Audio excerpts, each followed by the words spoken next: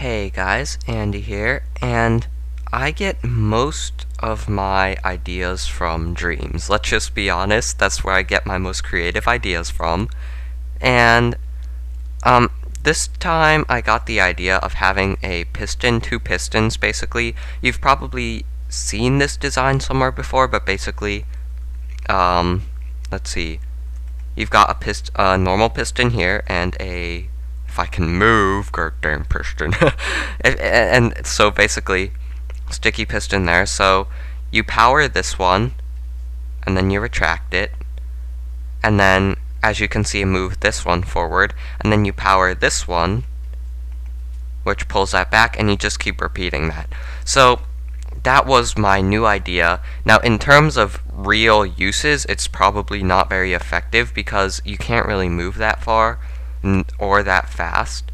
So I don't really know why you would use this other than if you've got a pretty far way to go and you don't want to use a lot of pistons, and you're not going to be walking, because really, I'm just going to be honest here, it's a lot faster if you just walk. So anyway, this was my prototype, and this is about as far as it can go. Yep, so it moved 2 blocks, and that's about as far as I could get it to move. And basically, my original wiring was 2 buttons down here, and they lead to a monostable circuit, which is basically 2 pistons powering a block, 2 repeaters powering a block that has a piston under it. I guess I'll just fill that with wood. And then that shortens the pulse length, and then you increase the pulse length by a little, and then it runs into these 4 torches. Now it looks like I'm gonna have to cannibalize my thing here. Oh wait, no, I can just do that. And maybe that. Anyway, so it runs off into an inverter, and then you can see I have a delay here. Then, well, first it comes here, then after delay it comes to this torch, and then the next one, and then a next one. So basically what you want to have happen is, if I can get out of here, you know what, screw it, I'm getting out. So basically what you want to have happen is, I've got a lot of ways to demonstrate this. Okay, so over here, basically you want this torch to light up, and then you want that torch to light up, and then you want this torch to light up, and then that one, and then this one, and then that one, and then this one, and then that one, and it just keeps going on. So that was my initial idea, and as you can see, I had a fair amount of trial and error. But the thing is, what I couldn't get with the torch design is once you power this, then this with repeaters, and then this, that's about as far as you can get without, because then you have to power this one, but this one already had a repeater linking it. Oh man, this is sort of hard to explain, isn't it? So basically you've got 2, 3, 4, 5, 6. So you have to power this one on, and then this one. So a piston here pushes the sticky piston here, and then this sticky piston has to pull that piston over here, and then the piston pushes the sticky piston here, and then the sticky piston pulls the piston here. But see, if you have an initial startup, so you have to power this one and then this one for the first time, and then for the second time you would have to power this one, then this one. Of course, this isn't actually how you wire an inverter, I'm just doing it messily to give you an idea. And time, set, day. So once you do that, it gets up to here, but then you have to power this one and then this one. But you've already got these two linked in a wire, so if you power this one, you power this one, and you just can't do that for a long chain. And I wanted it to be, you know, MC editable. Basically, you can repeat it over and over again, and you can't really do that. So I experimented so much with this, and then I basically quit. I think this version works too. Let me see if it does. And so basically the goal was to make this a form of transport. and you would have it in a repeatable pattern, as I said previously, and you could control it. So if you just hit one button, it would just be a pulse all the way through, and that was the best of both worlds. Unfortunately, it didn't work. I tried experimenting with minecarts, so you could have a furnace minecart on soul sand, but a furnace minecart requires power, so you could have a furnace minecart start up, say here, and then it would run all the way down here and then start triggering it. But if you have, the only way you can cause a redstone update with a minecart is with a detector rail, and to slow it down, since furnace minecarts aren't really slow, like it doesn't slow down on soul sand, you need unpowered rails. But if you have a powered rail next to an unpowered rail, the powered rail powers the unpowered rail, and so it just messes up the whole thing.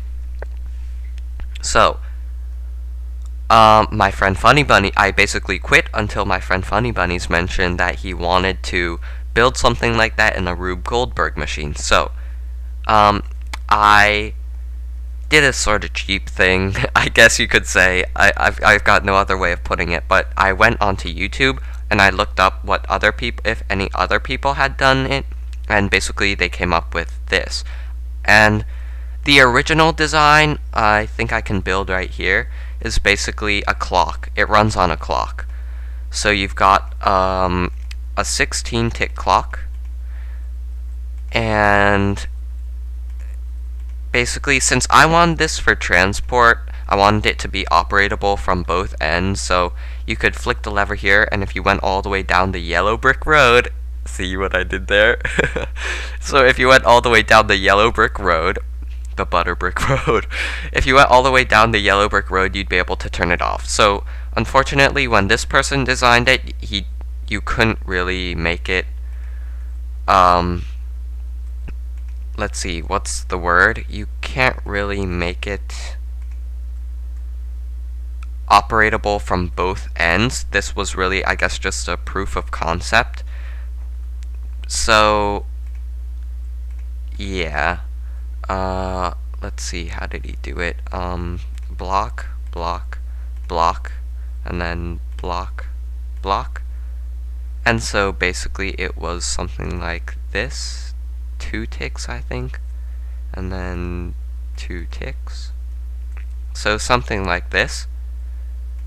And yeah, it was basically a proof of concept, so you can't really use this original model for a transportation system, which is what I have there. That's really also just a proof of concept, because if you do use this one, it's rather slow, so I just modified it a little to make it faster. Okay, so I think this is all you need, and basically you give the clock a starting pulse, and if you turn this lever on, this torch is permanently powered, so nothing gets through. If you turn it off, it starts getting power, and I think this should work. I'll give a link to his original video.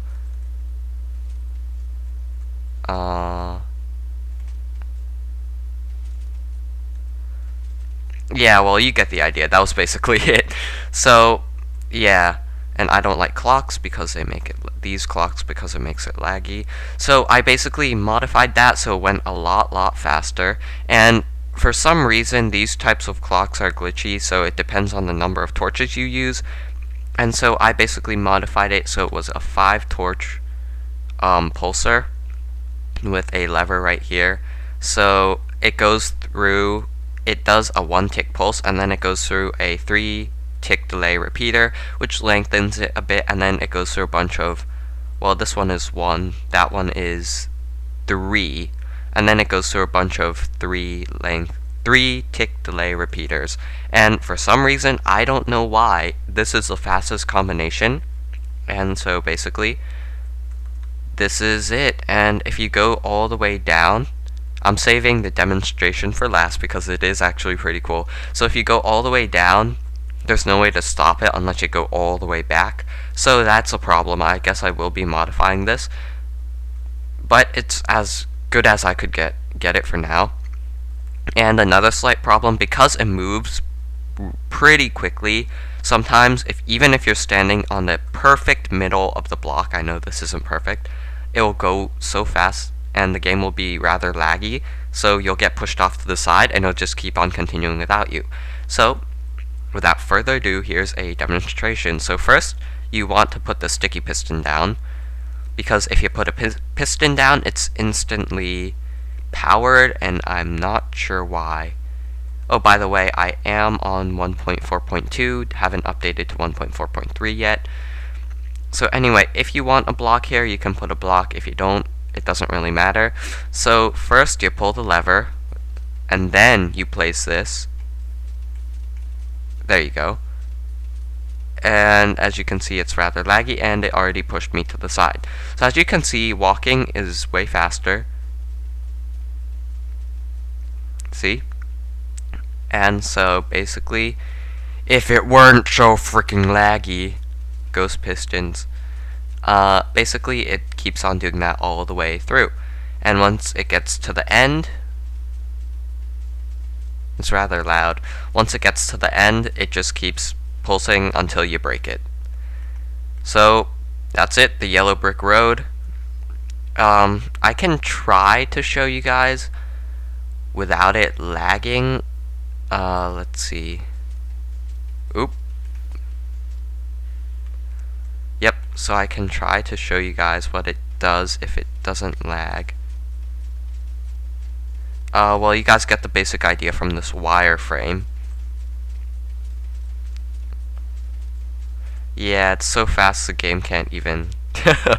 It's so freaking fast. So, I know that there are other versions of transportation where, you know, it's a lot easier to do too with MC Edit, but I really want something where if you don't have, you know, an overtly excessive amount of slime balls and pistons, you could still make a piston transportation system. So all you need is basically redstone, and you can keep on extending this forever. There's no limit, but you can't really turn it off right now. So I am working on a fix for that, but for now that's all I have. So if you guys want to keep seeing or getting alerted when I make these really random videos, then you can subscribe, and if this was at all useful to you, consider leaving a like, and I'll see you guys next time, hopefully with an improvement of this. If not, it's going to be some other random crap that I created, and I'll see you guys next time. Bye.